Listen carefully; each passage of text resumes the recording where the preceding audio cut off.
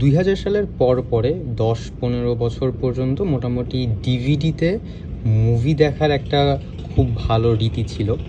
অনেক ডিজনির famous animation movies আমরা ডিভিডিতে করে দেখতাম। তারই অন্যতম একটা মুভি যেটা আমি ছোটোবেলায় দেখি, সেটা হচ্ছে দ্য জাঙ্গল বুক। এটা মেইনলি মুগলি নামক একটা ক্যারেক্টার নিয়ে কাহিনী। ছোটোবেলায় এরকমও হয়েছে যে ভাত খাওয়ার সময় দেখতাম এবং একই জিনিস অনেকবার করে দেখার একটা অভ্যাস ছিল। তো তারই পূর্ণাঙ্গ সংস্করণ এবারের বই মেলাতে নটলেস প্রকাশনী থেকে বের হয়েছে। রুডিয়ার্ড কিপলিংয়ের লেখা এই দি জাঙ্গল বুক, এই বইটা অনুবাদ করেছেন জুবায়ের মোহাম্মদ।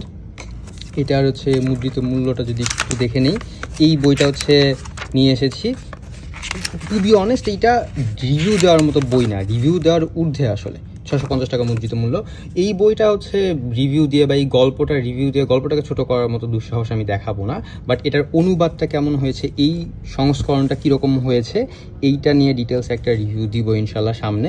রিভিউ বলার চেয়ে ভালো লাগা মন্দ লাগার বিষয়গুলোই নিয়ে একটু কথা বলবো, এটা বলাটা একটু বেটার হবে।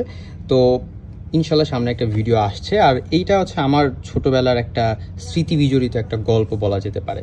এবং এই যে এখানে ছোট্ট করে দেখা যাচ্ছে যে মুগলি, সবার সামনে মুগলি। এইটা হচ্ছে ভালুকটা, নাম ভুলে গেছি, বালু, খুব সম্ভবত বালু। আর এটা হচ্ছে একটা এইটা তো মনে হয় ভিলেন ছিল, ভিলেন জি বাঘের তো নাম ভুলে গেছি। অথবা এটা হচ্ছে আরেকটা নেকড়ে ক্যারেক্টার ছিল, নেকড়ে, ভাল্লুক আর মুগলি তিনজন মিলেই যে অ্যাডভেঞ্চারটা করেছিল সেটাই এই বইতে মোটামুটি তুলে ধরা হয়েছে। তো ছোটোবেলার খুবই পছন্দের ক্লাসিক একটা বই, পড়ার পরে ডিটেলসে রিভিউ ইনশাল্লাহ দিব। চোখ রাখুন the Brown Story Teller Facebook পেজে।